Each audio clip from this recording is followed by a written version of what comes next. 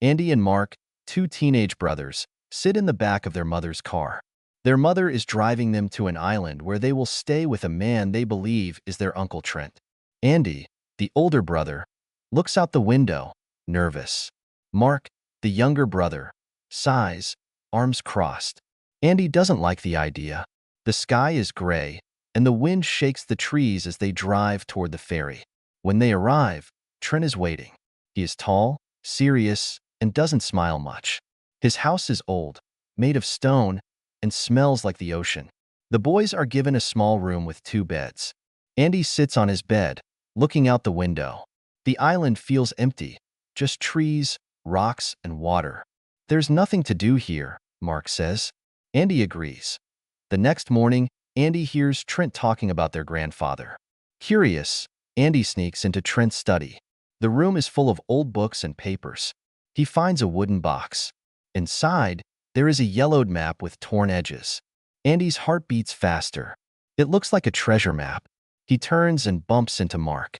"What's that?" Mark asks. Andy shows him. Mark frowns. That's just an old piece of paper. But Andy sees symbols and a path leading somewhere. "Maybe this place isn't so boring," he whispers. Meanwhile, Andy develops feelings for Claire, a local girl he meets on the island. Claire is kind, adventurous, and understands the island's mysteries. She encourages Andy to follow the map and discover the truth. She tells him that Trent might be hiding something important from them. Andy convinces Mark to follow the map. They sneak out into the forest. The ground is soft under their feet, the trees thick. Andy checks the map.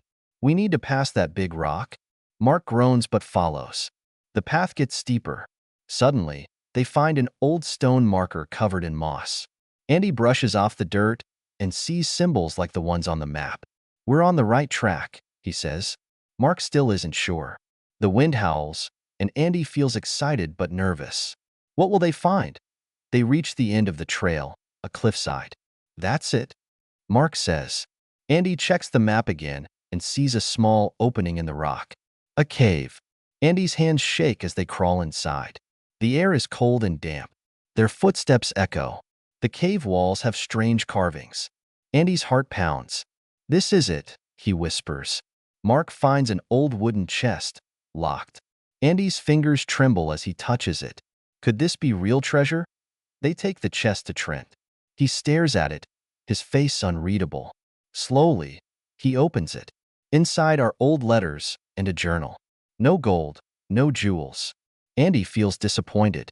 But then, Trent reveals something shocking. He is not their uncle. He is Andy's real father.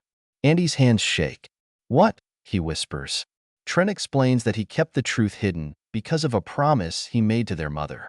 Andy's heart races. His entire life has been a lie. Feeling betrayed and angry, Andy runs outside. The wind whips through his hair. He grabs Trent's car keys, jumps into the car, and starts the engine. Mark and Trent run after him, but Andy speeds away. His mind is spinning. He doesn't know what to believe. The car bumps over the rocky road as he heads back toward the trail. Andy reaches the edge of the jungle and jumps out of the car.